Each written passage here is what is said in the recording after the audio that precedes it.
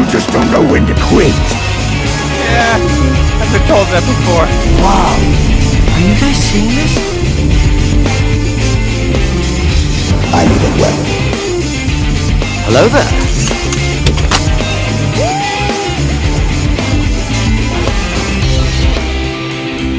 He with you? I thought yours was you.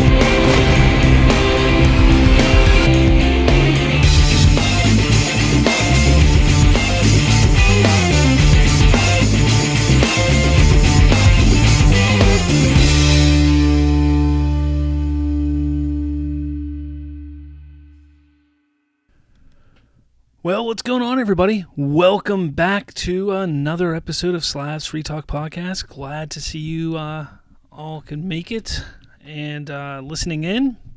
To those of you who listen on the podcast, which, if you didn't know, if you can't make it live, there is a podcast version of this that you can find on Spotify and Apple Podcast and other podcatching apps, and you can listen to us there. I mean, why the hell not? You know, check us out on those. And if you can't make it live, why not check us out on your drive to work or on your drive home or whatever it is, during your workout, however it is that you listen to podcasts or whatever it is, you can check us out then.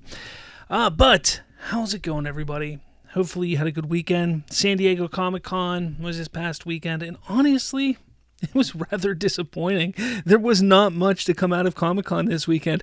I mean, there was a few tidbits here and there, but nothing earth-shattering. Remember last year, Marvel with the big shebang, the big whole thing where it was Robert Downey Jr.'s Doctor Doom. Like the big shebang was last year for Marvel. But this year, nothing big, nothing crazy. So this, this year it is what it is. How's it going? Who is in the chat today? We got Critic Chris says Slav. Oh, and we got a guest. My cat just decided to pop her head out. Right there. Hello, kitty. What's going on? Resident Justice is in the house saying hi. What's going on, Resident Justice? Hey, man. First off, props to Resident Justice for a little journalism work over the weekend from I don't know, he wasn't at Comic-Con, but from the event that happened at Comic-Con with that Skywalker guy, YouTuber. Man, that's wild, isn't it? He says it was a much quieter Comic-Con than last year for sure. It sure was. Let's see, who else? We got Amari in here, says, sup, what's going on? And Trevon says, I can put my wild prediction about Superman's box office to rest. Yeah, you can, my man. It's okay. Hey, look, we were all overzealous fans. We were all hoping for the best. You know, some of us went a little crazy with our predictions. Some were a little more on the conservative side, but that's okay. We're all fans in the end, and we all want the best, right? Let's see. What else do we got? Critiker says, Gunn got wackos coming after him. Better get security. He really should get some security for sure.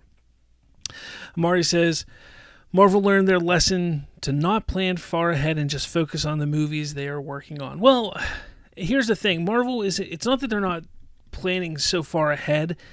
They honestly don't want to show anything that's going to be after what's planned when it comes to Doomsday and Secret Wars, essentially, because everything after that is pretty much a reset. So they can't really show things now that are going to spoil what could possibly happen in Doomsday and Secret Wars. In Spider-Man, there's nothing to show when it comes to Spider-Man, and that's Sony anyways. So there's really nothing to show or talk about when it comes to Spider-Man or Marvel right now when it comes to the cinematic universe. So it makes sense, for sure. And let's see. Anything else? Nothing else right now. Where did that go? Trayvon says, exactly. Thank you, Slav. Exactly. All right. So hopefully you all had a good week. It's kind of late on the news side. So we're going to talk about a few things here that I think are interesting to talk about. Obviously, some box office stuff came up this weekend. Some exciting news if you saw my video yesterday. As well as some additional things that are interesting to talk about. more so DC centric than not, because honestly, like I said, Marvel side, there's not much to talk about. Star Wars, there's nothing to talk about. So, I mean, the talk of the town is DC right now. Granted, there is some Marvel. Obviously, there is some Marvel. So we'll talk about that and the DC stuff in the on the show tonight. So let's get into it. Emo Nerd Girl says James Gunn wrote and directed Peacemaker on HBO. He sure did, and can't wait. I don't know if you guys caught episode 2 of the Peacemaker podcast dropped today. I just finished listening to it on my drive earlier. Yeah, I mean, they're interesting podcasts. It seems like their idea was to like dive deep into the episodes, each episode, but it really just, take this for what it is, it really becomes like a circle jerk of them just like, hey man, this was great, this was so much fun, this was great about this was fun, and they really don't talk about the episode that much, which is fine, because it's always fun to hear their more behind the scenes antics than about the episode. I'm a big behind the scenes kind of guy. I love finding out all those intricacies and all the little details about, oh, how did you come up with this? And you know, they were talking to Robert Patrick this week on the episode, and there's one scene whenever he walks up to the door and he's like buckling his pants, and they talk about how he just walked up to James Gunn and he's like, I think I'll be doing this, and James Gunn's like, okay, and then he does it, and it's hilarious. You know, it's those little intricacies that I like to hear. I don't so much care about like diving deep into the episode and the lore of the episode so much as the behind the scenes stuff. So this is my kind of podcast, and I hope they stick to it going forward. But again, I am okay if they get more into the lore of the show moving forward too. Either way is fine, but if it's your cup of tea, I mean, it's every week we're going to be getting some episodes for this leading up to season 2 of Peacemaker, which comes out August 21st, if I'm not mistaken. So yeah, it's awesome. Oh yeah, and the podcast is also on HBO Max, so you can watch it there, or you can listen to it on podcasts or on YouTube, so you can look at it there. All right, let's get into the first story here. So, let's see here. Oh man, I didn't do... Oh, that's why you can't do that. That's why. Okay. So, the first thing, box office. So, we knew that going into this past weekend was going to be a big weekend because it was Fantastic Four was coming out. And the big question was, who is going to have the bigger opening weekend? Fantastic Four this weekend, or 2 weeks ago, was it going to be Superman? Who was going to win the opening weekend box office of the summer? Now, a lot of people want to throw Jurassic World in there, but Jurassic World lost already. Superman beat it, and pretty hefty too. I mean, Jurassic World made what, $94 million, so they're out of the game. So it came down to Superman and Fantastic Four. Fantastic Four had a chance to surpass Superman and become the highest grossing opening weekend of the summer box office here when it came to especially the comic book movie genre. So what happened? So again, if you saw my video yesterday, the early numbers came out, and well, Fantastic Four could not overcome and jump that hurdle of beating Superman, which is great. Now look, this was, as I put in the article here at slavsfreetalk.com, it was the tale of two reboots. Both flicks were supposed to be a fresh start, a clean slate, a shot of redemption. I mean, Superman was way more of a reboot than, say, the Fantastic Four was, but everybody really looked at Fantastic Four as really being like, this is going to reestablish what the MCU is going to be moving forward. It's just been really lackluster and really struggling the last number of years. They were putting a lot of eggs in this basket to really jumpstart the MCU again. But when all's said and done, and that's not to say that it's not going to, do that for the MCU moving forward, but, in the opening weekend, when all's said and done, it's opening weekend, Fantastic Four First Steps made $118 million domestic with a total haul of actually $218 million global. Now, it is a little less than that. I rounded up. The domestic was like 117,600 or something like that, or 200. Or I don't know. It wasn't quite 118. I just rounded it up to 218 because it's just easier. Superman made $125 million domestic with $220 million global. So there you have it. Superman has won the opening weekend box office draw. So that's exciting. That's showing people like, look, Superman, DC, people really enjoyed it. People went back and saw it again. More people went and saw it again. More people saw it in opening weekend than they saw Fantastic Four. Is that because of a lack of confidence in Marvel? Is it because people are more excited about the DCU than the MCU? I really don't know. I think we need to see how this all plays out when all is said and done, where things stand. We know that Superman really has legs right now. It really does. But is Fantastic Four going to have legs? I've seen a lot of people talk on social media specifically saying, I enjoyed Fantastic Four, but it has no rewatchability. Like, there's nothing that's drawing them to go watch it again.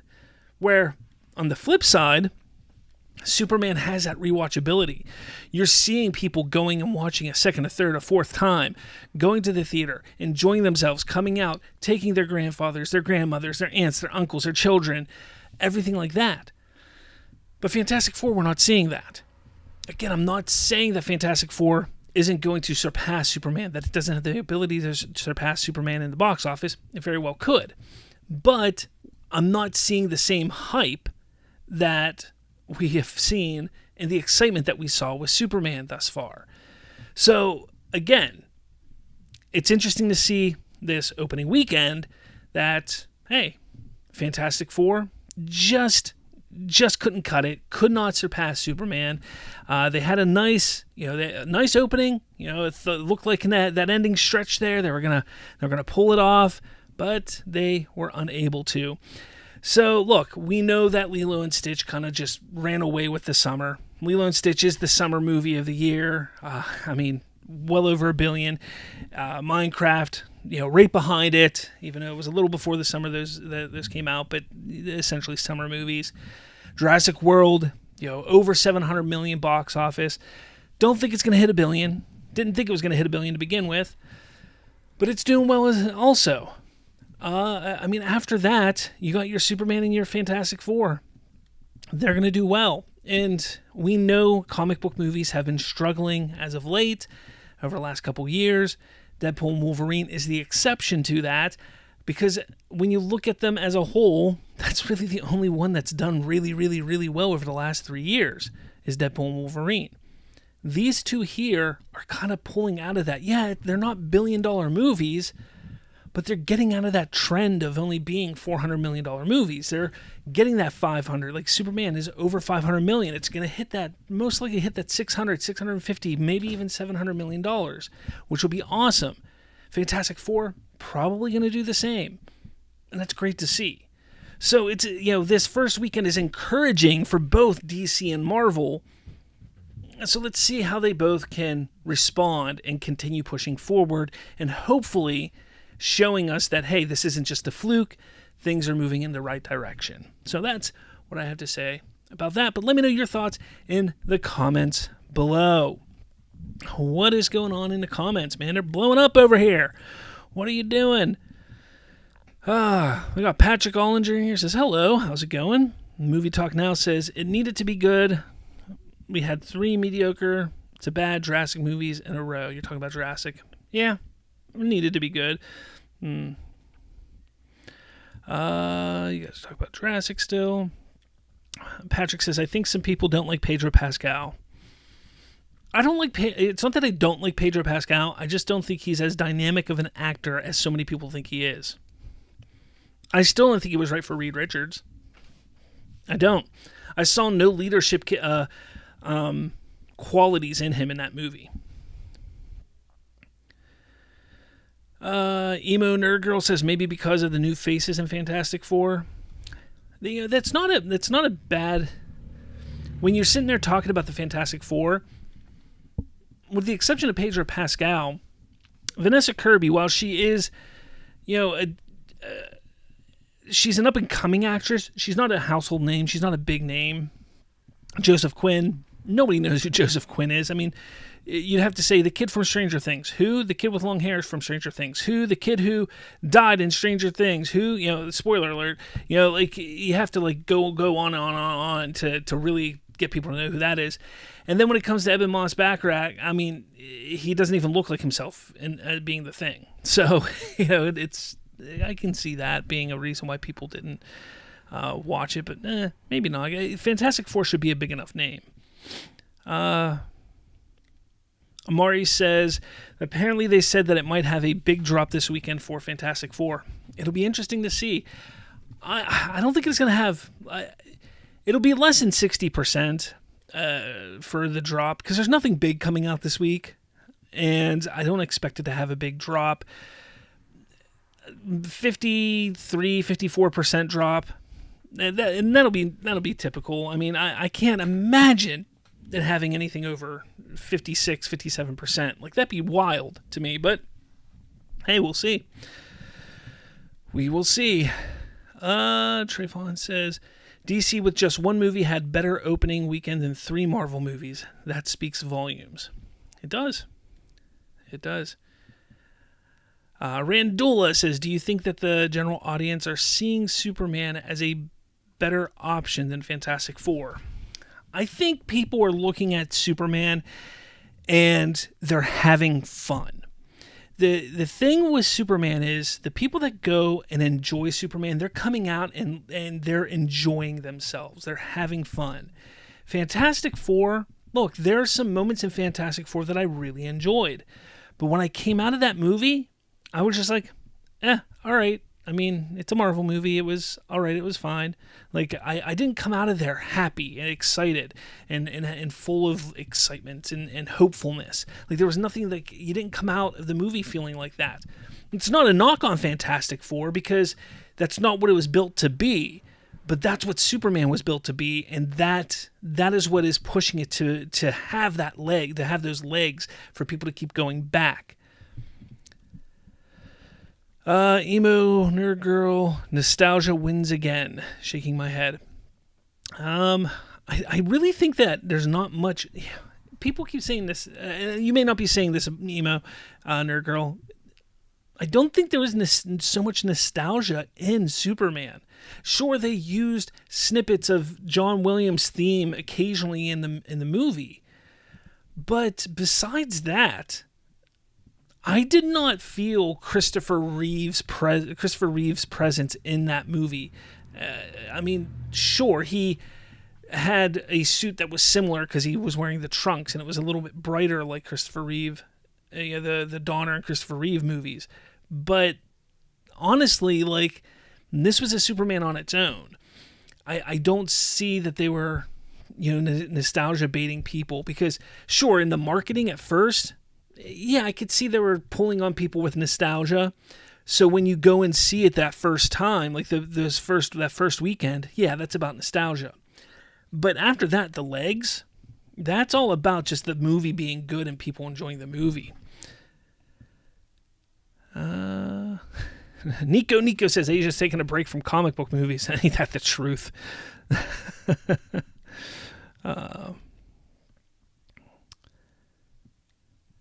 Trayvon says Superman has already outgrossed both Thunderbolts, Brave New World. If it outgrosses Fantastic Four, they'll send a huge message to Hollywood. Indeed. Amari says, I think that's the writing's fault for not making Reed have a leadership role along Sue. I don't remember who I was listening to. I was listening to a podcast. I think it was this morning on my way to work. I don't remember which one it was. But somebody said that it was an interesting dynamic, because you could tell that in the movie, they kind of made it a dual leadership role between Sue and Reed in the movie, and where it was kind of like Reed was the smart one, and he would come up with all the plans and stuff like that, but then Sue would be like the face of the group. And I just don't like that. And it's not because Sue's a woman or anything like that. It's just... that's not how people view the Fantastic Four. People look as Reed as the leader of the Fantastic Four. Plus, we've heard the rumor that Reed is supposed to become the leader of the Avengers in the upcoming films. So I want to see him be the leader of the Fantastic Four to see if he can lead the Avengers. You know what I mean? So that's just me. Let's see. Anything else here? Brian with an I. Howdy. How's it going?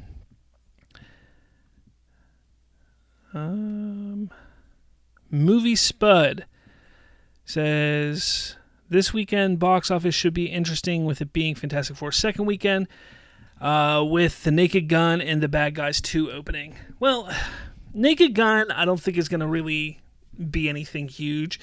That's like such a niche audience.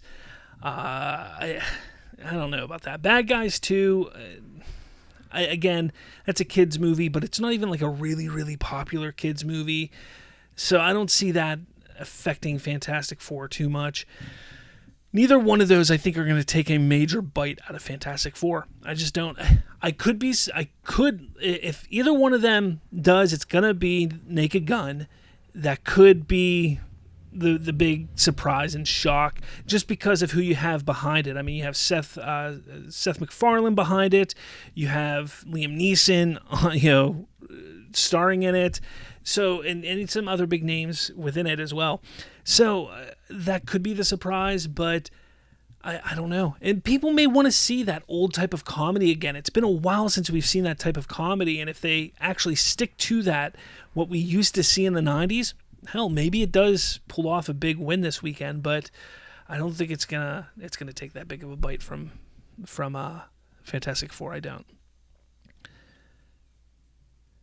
Patrick says, do you think the MCU will do a Fantastic Four animated series? There's been a lot of people that are thinking that because of the post-credit scene. I don't know. Maybe. It's possible. They may want to show like the adventures of what they did in those, couple years before the movie. They might. I don't know. Let's see anything. Let's get through a few more here. Trayvon says, I firmly believe Disney did Fantastic Four no favors releasing it around Superman, Naked Gun, Bad Guys 2, and Freakier Friday. That's right. Freakier Friday comes out, what, next week? Is that this? No, that's next week. Is that next week? I can't remember. Randola, who's going to be the leader of the Justice League? Well, Superman, obviously. Come on, or Batman. Emo Girl, who do you prefer, Jason or Ghostface? Well, I've actually never been a big Friday the 13th fan. I was always a big Halloween, Michael Myers guy growing up, and I was also a big fan of Scream. Scream was my first real horror film slasher horror film that I really enjoyed. I grew up watching A Nightmare on Elm Street, and Freddy Krueger, he didn't really scare me. He didn't really interest me at all as a kid. Like when I say a kid, I'm saying before I was a teenager. And it was just because my brother, he's 8 years older than me, so he would watch them, and I would just watch it as well. But Scream, it came out right around, what was that, 96? Did the first one come out? Somewhere around there, 96, 95, something like that. So I was 9, 10 years old when that first one came out. And I just remember watching that movie, and I was just like, whoa, this is crazy. To me, it was real because it could happen. That was something that could happen. So Scream, to me, was, oh man, this is possible. In my little, 9, 10, 11-year-old head, this is possible. This could happen. And then as I got older, I then started watching the Halloween films, and I was like, whoa, this is cool. I like the Halloween movies, even the really bad ones like H2O and Resurrection. I liked those as well. But I was a kid, so I didn't know any better. Friday the 13th I never really cared about, though. Wow, we got off topic there. All right. Trayvon says, not to mention Weapons. I can't wait for Weapons. Look, you guys know I'm not a huge fan of horror films, but I cannot wait for Weapons. All right, next story. Warner Brothers Discovery is set to divide into two separate entities by mid-next year, mid-2026. Warner Brothers, which is going to be the name of one entity. Yes, we're getting Warner Brothers back. It is going to once again be Warner Brothers. Man, all this flip-flopping, HBO, what was it, Max, HBO Max, HBO, whatever. Come on, stop the flip-flopping, Zaslav. It's going to be Warner Brothers again.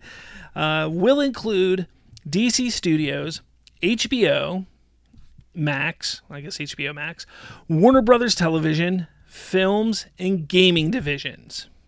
Discovery Global will be the other entity. It will have CNN, sucks for them, Discovery, TNT Sports, Discovery Plus, Discovery Plus, and international networks. So this is real exciting. This is fun to see. Essentially, they discovered that, look, when we combined these two companies a few years ago, it did nothing to help us at all. And now they're separating the companies back into two, essentially. Warner Brothers will include DC Studios, HBO Max, Warner Brothers Television, Films, and Gaming division. As it should be. We'll see what this does for the stock, because the stock will essentially be separated in a way.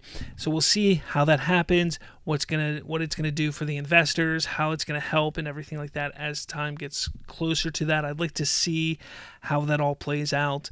I'm interested to see how it works, but I'm hoping this really works out for them. Some people seem to think that this whole idea is going to lead to Discovery then selling or trying to sell Warner Brothers off. It's a possibility. I mean, it is a possibility that they try to sell Warner Brothers off, or they could try and sell off Discovery. Who knows what their ideas are at this point in time. But all I know is that we started seeing their stock go up and up and up after Superman came up. I mean, it's not crazy high, but it did jump up a little bit, so that's nice to see. Things are moving up for him this summer. The last 4 or 5 months have been fantastic for Warner Brothers when it comes to film. So, whether it's Warner Brothers or DC Studios, things have been looking great. Things are just going to keep moving forward for him. This is a great way to start, hopefully fixing some of the issues. It's going to take time. But things will start to get fixed for them indeed. All right. But let me know your thoughts in all of this in the comments below. Next up, Brandon Sklenar. People think there's this picture that came out. It says, training one of my best friends for his biggest role yet has been an effing blast. We pushed through the hard days and maximized the good. So this guy says he's training Brandon Sklenar for one of his biggest role yet. Here it is. The picture of Sklenar training for his biggest role yet. And people think it is for Batman. Now, could it be? What do you think? I'd like to hear what you think. Now, obviously, some people are pushing back and forth. Well, the script isn't done. No, the script's not done. He can't be cast. They don't cast until the script is done. Well, remember, James Gunn did say that he would not commit to confirming that we would not see Batman until Brave and the Bold. Keep that in mind. Now, people are still on this whole Robert Pattinson is going to be the DCU Batman train as well. Look, I'm not saying this image is Brandon Sklenar training to be Batman in the DCU. I'm not saying that. I'm not saying it is at all. But I'm also like, hey, look, could it be? I don't know. Maybe it could be. I don't think it is. I don't. I don't know. I just, at this point, this Batman rhetoric of who's playing Batman in the DCU is getting out of hand. It's getting out of hand. Look, we know it's not Pattinson. 100% not Pattinson, so guys, just push that to the side. At this point, let's just enjoy it. Look, Peacemaker's coming out in a few weeks. Let's watch Peacemaker and enjoy Peacemaker. And then, in about 9 months after that, we're going to get Lanterns. And then a couple months after that, we're going to get Supergirl. And then a few months after that, we're going to get Clayface. And then a few months, let's just enjoy what we're going to get. All right, guys? And hey, I just mentioned Clayface, right? Yeah, so there's a possibility they could be casting Batman. But regardless, let's just enjoy what we're getting moving forward. But let me know your thoughts. Do you think this could be Sklenar training for the Batman role, or do you think this is just for another project that he's doing? Oh, Amari says they're playing Batman. I'm playing Batman. There you have it. Thank you, Amari. Now we know. Confirmation. Confirmation right there. Trayvon says, at this point, anyone talking about Pattinson joining the DCU should have mouths shut with duct tape. Yeah, probably.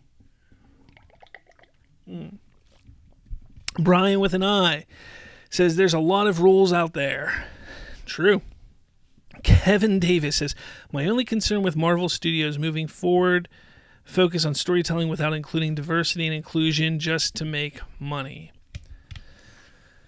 Wait, what? My only concern with Marvel Studios moving forward, focus on storytelling without including diversity and inclusion just to make money. I think they've gone above and beyond with diversity and inclusion, but okay. Critic Chris, which version of Clayface you'd like to see? Well, they've already stated that they've kind of pulled the story roughly from the animated series. So I'm down with that. I trust that they're gonna do a good job there. So I'm fine with that. If I'm not mistaken, I'm pretty sure that's what they said they were doing. Am I not? Am I wrong? Am I wrong? Did I miss that? Trayvon, I still think it's Glenn Powell being cast as Batman. I like Glenn Powell. I wouldn't mind that. All right, back to Marvel real quick before we get to the big topic here. Wow, that was bright. There's a rumor that Marvel Studios is considering keeping Robert Downey Jr. as Dr. Doom after Secret Wars. Look, you know how I feel about rumors from scoopers, but this is coming from Daniel Richmond. Daniel RPK says, brings word that Marvel Studios is currently discussing having Downey continue to play Doom after Avengers Secret Wars. Basically, that's about it. Yeah. I mean, is that what we want? I don't. I want to see not Robert Downey Jr. I want to see another actor play the role. I want to see somebody take it on. I want to see somebody different. Like I said, I was not a fan of the casting of Robert Downey Jr. for this. It was very much a marketing ploy. It was very much like, crap, Marvel's failing. We got to do something big to get people excited. Heck, even Kevin Feige the other day, when he was doing that big interview, he said, we had started even before what happened to the actor, talking about Jonathan Majors, we had started to realize that King wasn't big enough, wasn't Thanos, and that there was the only character that could be that, because he was that in the comics for decades and decades. First off, no, he wasn't. They weren't talking about that beforehand. The whole Doctor Doom thing didn't come about until a few months before Comic-Con. Like, come on now, honestly. The King thing happened, or the Jonathan Major thing happened, and they panicked, and they're like, what can we do? And they were like, hey, this gives us an opportunity to course correct because of how bad and poorly Marvel has been doing, and that's what they did. They're just going to try and paint it a certain way to make them look like they were smarter than they actually are. Look, Kevin Feige has done a tremendous job. He's one of the most, if not the most successful producer of all time in Hollywood. Give him his flowers, but this whole thing with Doctor Doom is absolutely stupid. And that's my opinion. Look, that doesn't mean the movie won't be great. That doesn't mean that Doomsday and Secret Wars won't be great. It doesn't mean that Robert Downey Jr. won't be fantastic in the role. Okay? I'm not saying that, because it very well could be. I'm just saying that casting him, I'm saying that utilizing him just for marketing is an absolutely stupid idea. And then keeping him on long term is just even more idiotic, because you're limiting the time and the ability and ideas that you can utilize when it comes to Doctor Doom then. Not to mention, you're sitting here talking about how Doctor Doom is like this major character in the comics, and then you're going to whittle his story down to essentially 2 movies? Like, come on. Like, Thanos, while he's a great character, cool character in the comics, let's face it, the way they handled him in the MCU was a little lackluster, but they at least spread him out. You know, he showed up in Guardians of the Galaxy. He was here and there a couple times before showing up in Infinity War and then having a nice big story there. When it comes to Doom, Doctor Doom, he's been there, what? For 3 seconds? Spoiler alert? 3 seconds now? Before his big appearance? I don't know. Like, this whole thing just isn't great, and I think that it would make more sense to me. It would make more sense to just stick with Robert Downey Jr. for this little story, and then come after Secret Wars. There's a new Doctor Doom that you can then build this great story and arc with that Doctor Doom. That's just my thought. But let me know your thoughts in the comments. I'd love to hear what you have to say. Let's see what you're saying over here. Critic Chris says the Matt Hagen version. Yeah, that's the Matt Hagen version from the animated series. Yes.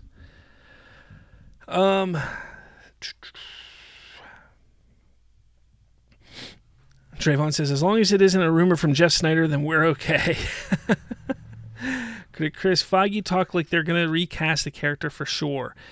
Yeah, I mean, regardless, maybe they do, maybe they don't. I don't know. I really don't know. Let's do this real quick because I don't like all the flashing over there. There we go. Funny guy. Keeping RDJ Doom would turn people away from Marvel and the fans would switch to DC. It's possible.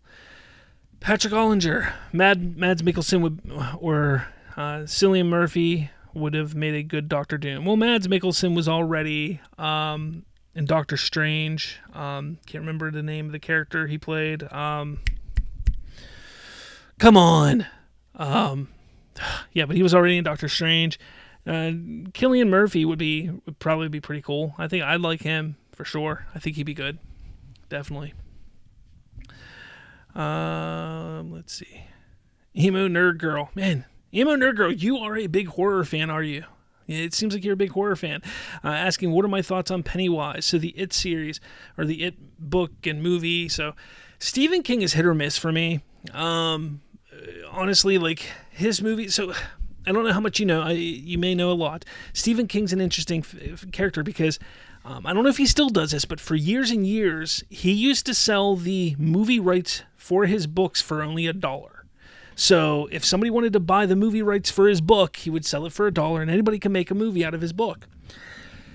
So over the years, that's why we've had so many different types of iterations from his books. From The Stand, we've had like 15 versions of The Stand, to like Maximum Overdrive, to The Langoliers, to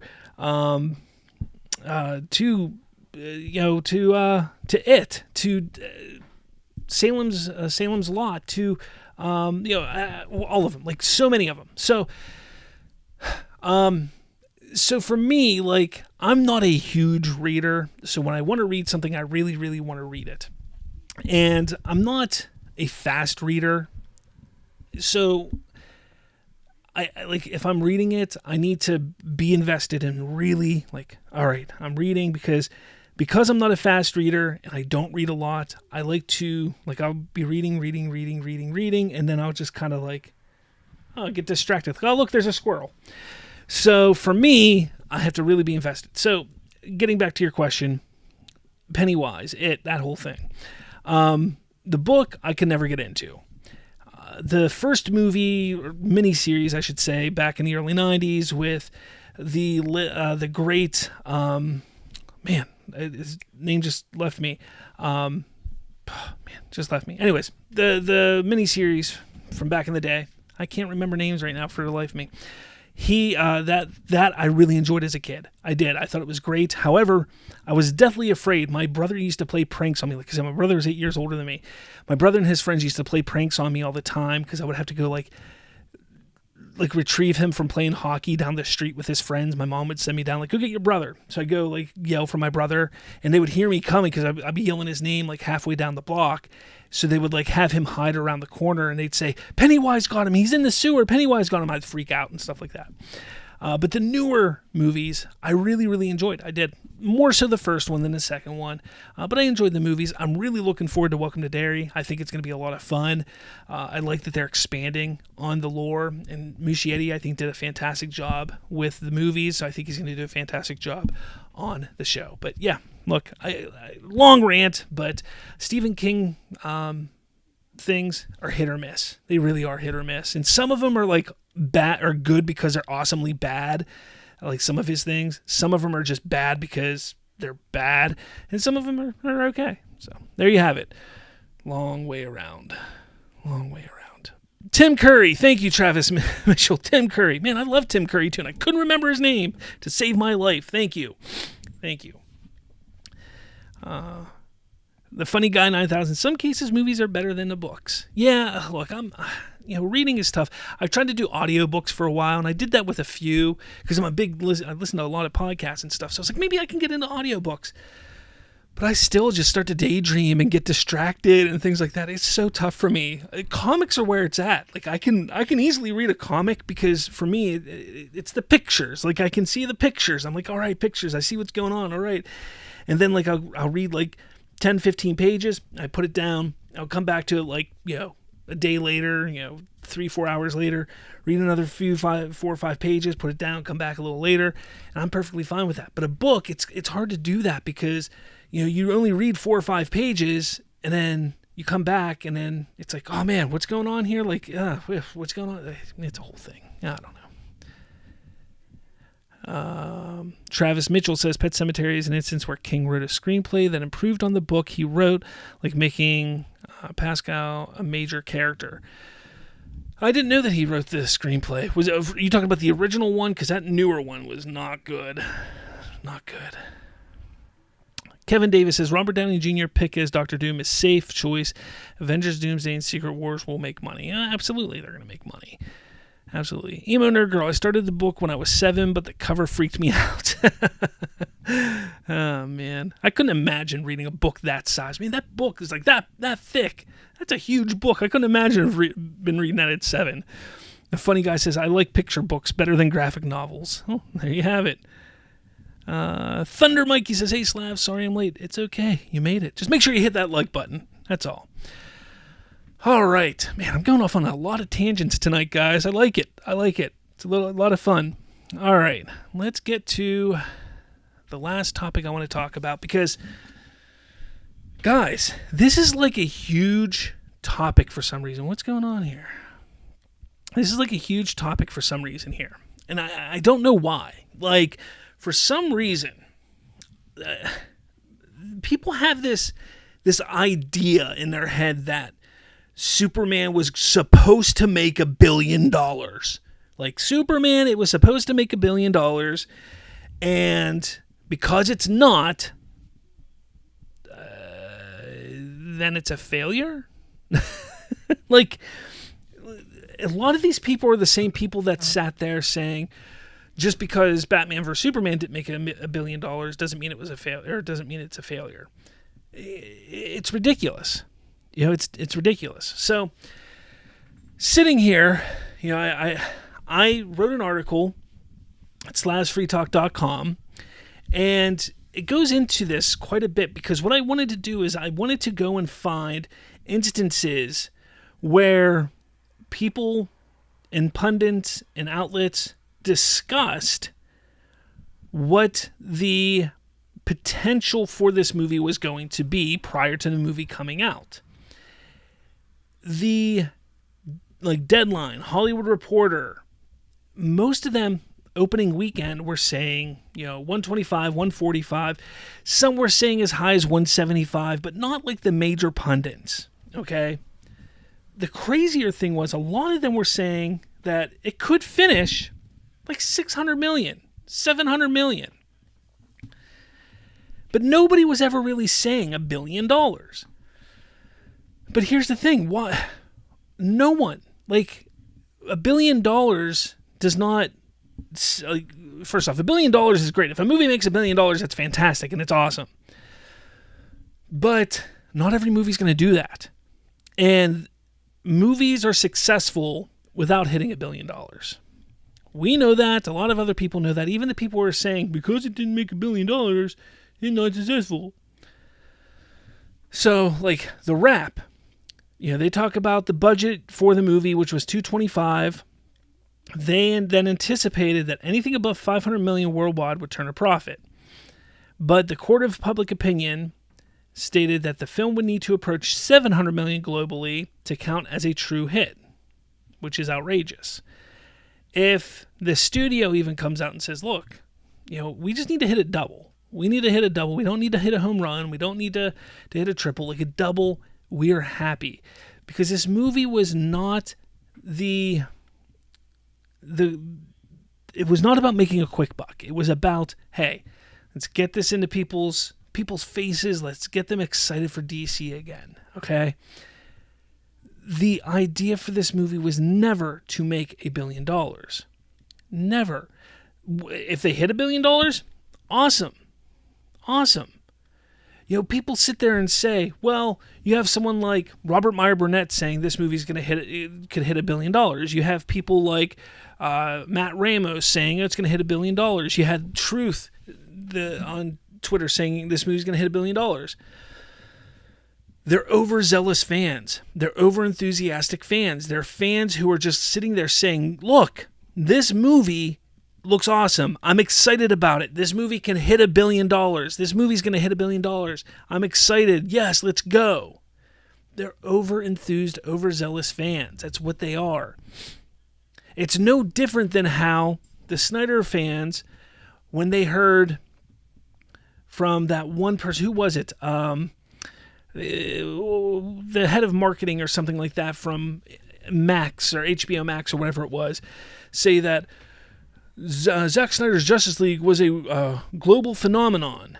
And they stuck on that. They grabbed on that, and they held on to that for 3 or 4 years. Like, oh my gosh, Zack Snyder's Justice League was a global phenomenon. They have to restore the Snyderverse because look, it was a global phenomenon.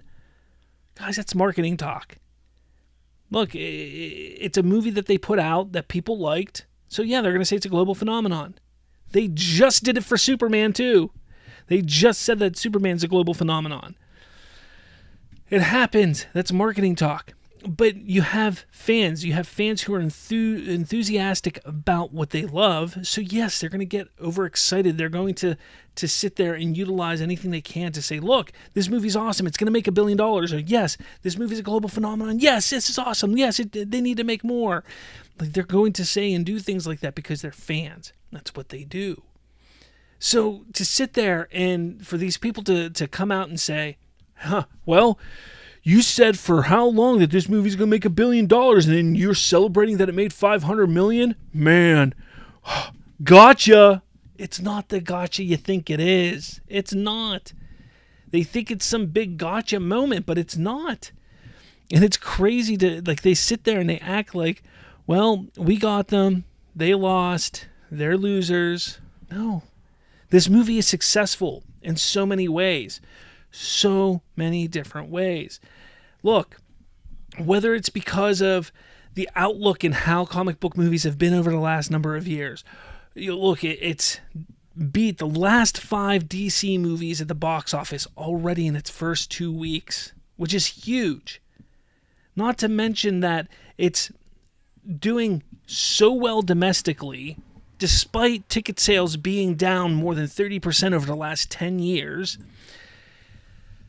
Like you sit there and you take a look at the numbers that what this movie is doing, and there's a win.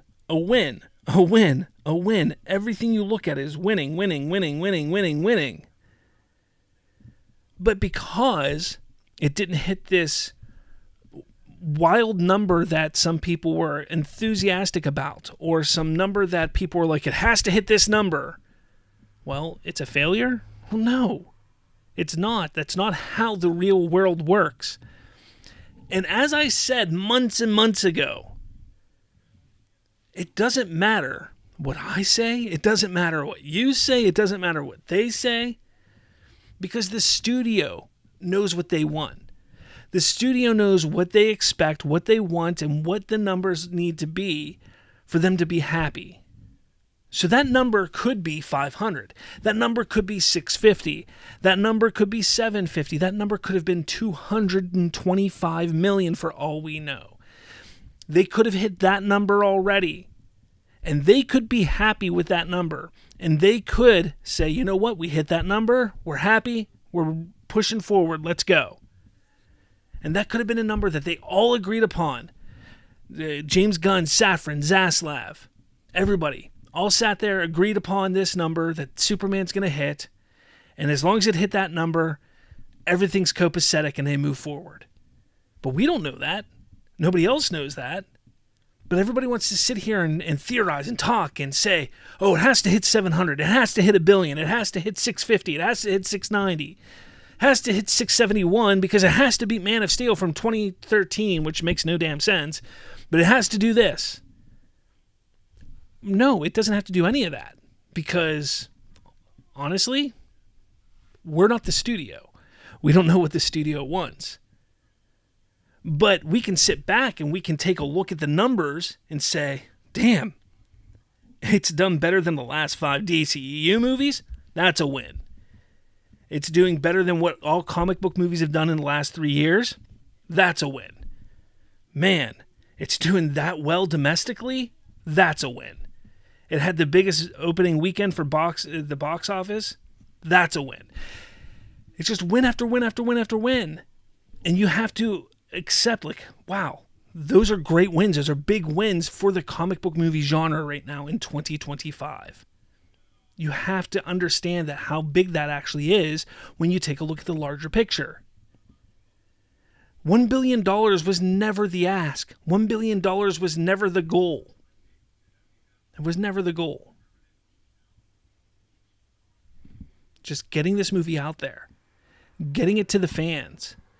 Getting the fans to appreciate it, the audience to love it, the audience to appreciate it, the audience to get excited about Supergirl, about Peacemaker, about Clayface, about the upcoming DCU films.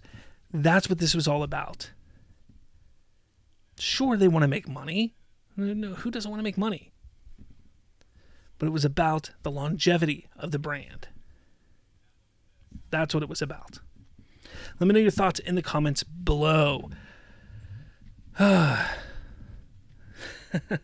Emo Girl says, so you're basically saying Hollywood is rigged?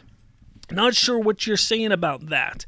I mean, Hollywood is rigged to a point. Yeah, I mean, but I'm not sure what you mean on that. I'd love to expand on that a little bit. Let's see. Where did I leave off? Funny Guy 9000 says, any movie can be a global phenomenon. It's how PR works. Ain't that the truth? Ain't that the truth? Funny Guy also says, even Warner Brothers Discovery said, never said let's hit 700 million or 1 billion. Exactly. Randula, my only concern with Super's box office is if it is good enough for the studio to greenlight a solo movie sequel for it. Well, it's not so much. I'm sure they will at some point. But James Gunn has plans. And was a solo Superman movie in his immediate plans, or was that something later down the line? That's the question.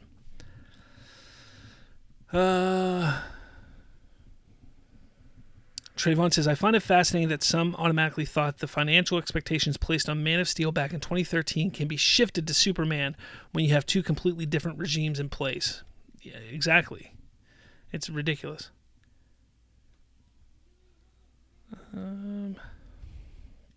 Thunder Mikey.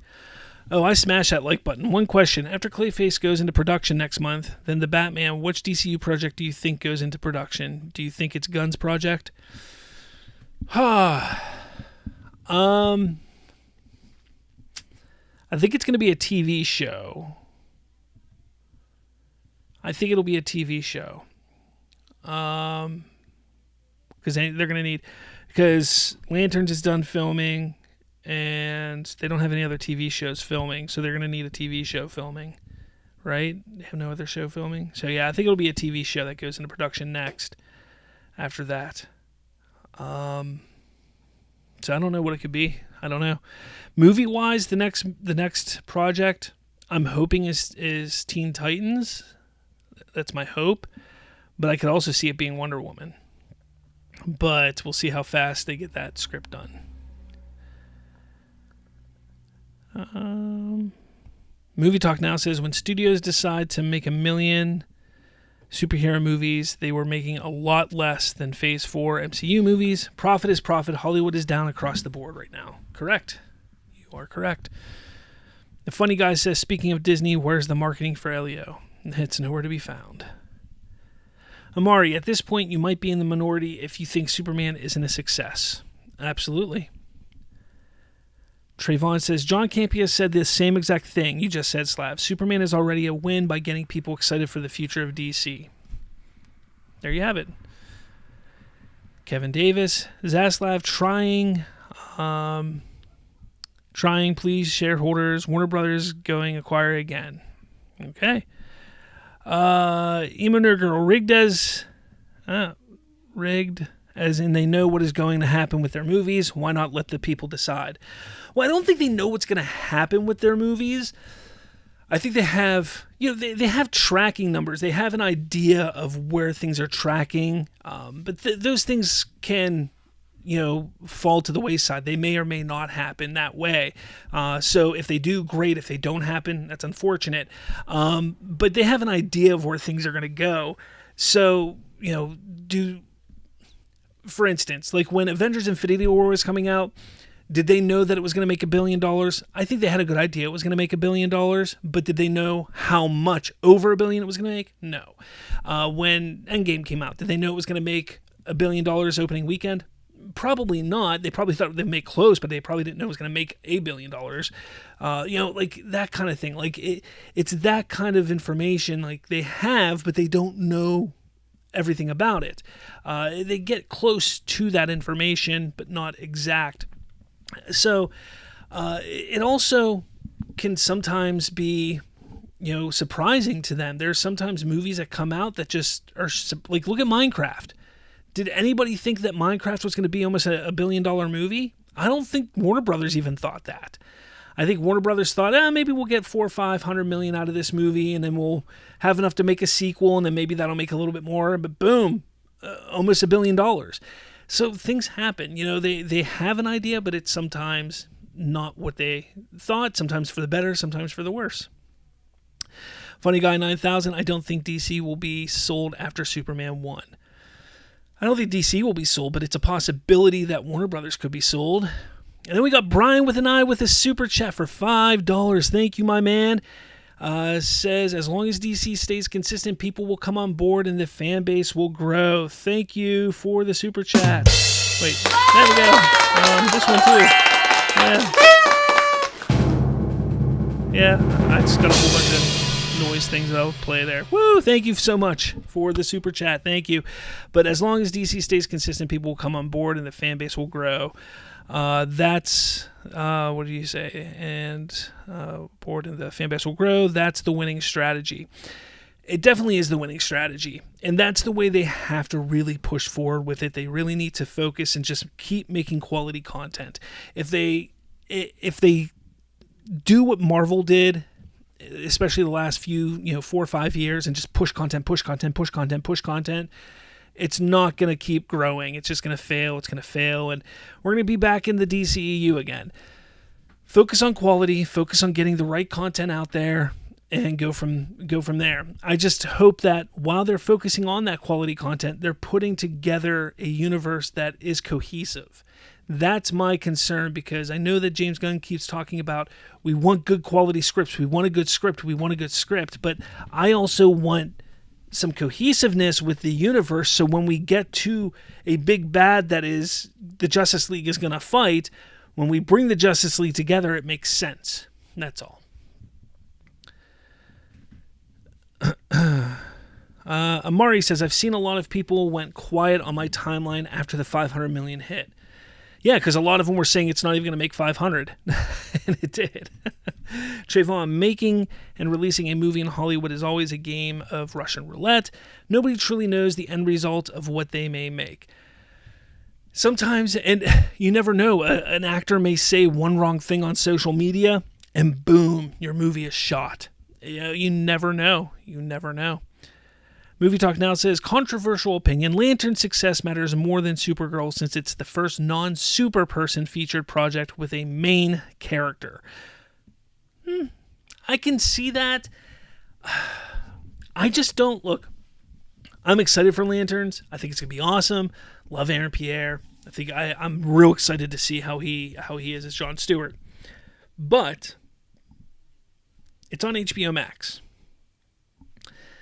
The audience size is going to be potentially smaller than it would be for a theatrical release. So I honestly think Supergirl has to be bigger just because of the ramifications of the box office and it being a theatrical release and the word of mouth. But that's just my opinion. If Lanterns is big and say it gets some award recognition, that could be huge for it. The DCU, that is. Kevin Davis, DC Studios have earned back trust of the audience. They already started to, man. They've already started to. People love Superman, and they're going back and they're talking about it. Just look on TikTok, look on social media, people talking about it. It's great. Emo Nerd Girl says, any news on Agatha All Along Season 2? Was that officially greenlit? I know there was like a rumor that it was going to be done, but I didn't hear, was it officially greenlit? I don't know. I honestly think a lot of that stuff we're going to be waiting a little bit of time for. Between now and Secret Wars, I think we're going to get very little MCU content. I really do. I think it's going to be very little stuff. So I think we're going to be waiting a bit. Funny Guy 9000. Yep, build up Justice League first, then build up very long-standing villain like Thanos. I want it to be Brainiac or someone like that. I mean, everybody wants Brainiac. We've never had Brainiac on the big screen. I want Brainiac on a big screen, dang it. Jalen, hello. How's it going? Brian with an I. You're talking to Chris. Okay. Movie Talk Now. I overheard a group of kids raving about Superman while I was filming at a restaurant the other day. Well, that's awesome. Patrick Ollinger says, what actor do you think would make a good Booster Gold? Depends on what age they're going for.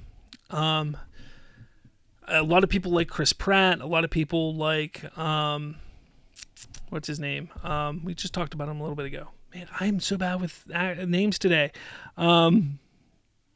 What's his name? From Top Gun Maverick, and he's in The Running Man. Yeah, that guy. Can't remember his name. Anyways, I think that people would be. There's a lot of people that would probably be pretty good. I'm shocked that it's not Kumail Nanjiani. I wonder if that was the plan, but because there was such backlash, they kind of nixed the idea. I'm wondering if that's what happened, because Zolo, who plays Jaime Reyes, Blue Beetle, he's the one that broke that news, and he was pretty sure because they were supposed to be doing voice acting for the Blue Beetle animated series. So I don't know. I wonder if that Glenn Powell. Thank you, Trayvon. I wonder if that's kind of what happened with Booster, but maybe not. I don't know.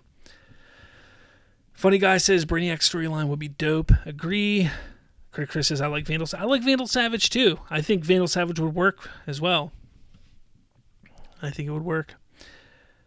All right. What else do we got? Colin Farrell. Emo Nerd Girl says Colin Farrell.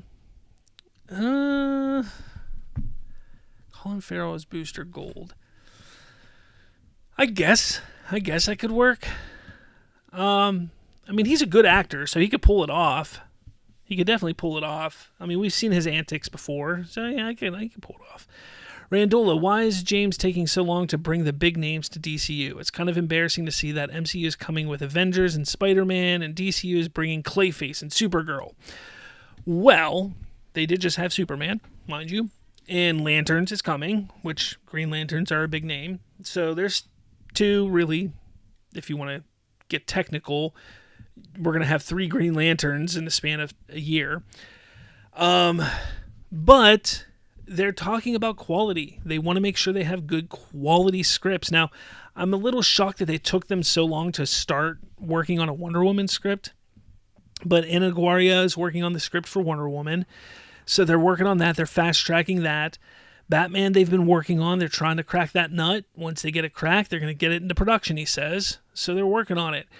They want to get the right scripts. They want to get things moving along. So I'm fine with it. Like, I'm all for it. Like, let them take their time. Marvel is almost 20 years ahead of the DCU. Like, let them do their thing. They're on their, fifth Avengers movie? Like, it is what it is. We'll get to Justice League eventually. Like, I'm fine with it. We got things coming. You know, like, let's just enjoy what we have, and there's going to be little teases and little Easter eggs and sprinkled throughout until we get our Batmans and our Wonder Womans and things like that, but eventually we'll get them. People just need to have a little patience. Just have a little patience. It'll come. It'll come.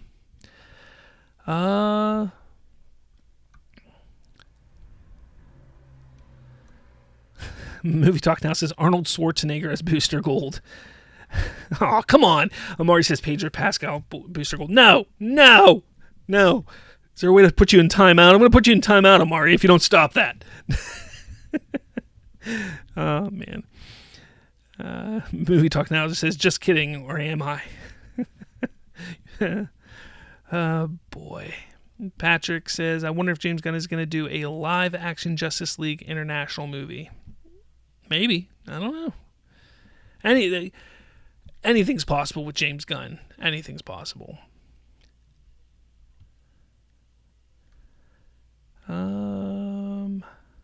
Randola says, Lantern should have been a movie and not just a TV show. I think this story is too big for a movie. From what I understand, because let's not forget, like they started putting this together a couple years ago. And they adapted it to fit into the DCU because it was such a good story. So I think it's just too big for that. Chris says, yep, can't rush things or you'll get a repeat of how DCEU started. Amari says his son Patrick has been fantasized as Booster Gold, though. Oh, yeah, Patrick Schwarzenegger has been fan cast as that for sure. Fan cast, not fantasize. Maybe fantasize. I don't know. What's the right word to use there? I don't know. All right, guys. This was a fun episode for sure. Went off on a bunch of tangents. That was a lot of fun. Yeah, definitely a lot of fun. I want to thank everybody for stopping in today. That was a lot of fun. Again, Brian with an I, thank you. Thank you so much for that super chat. Another round of applause.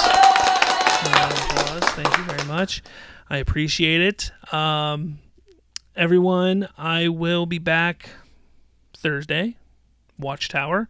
DC Talk, where we talk all things DC. We should have... I don't think I have a guest lined up. No. Maybe I'll try and get a guest lined up. But we will have Watchtower Thursday night, so be there or be square, guys. But with all that said, I will catch you all later.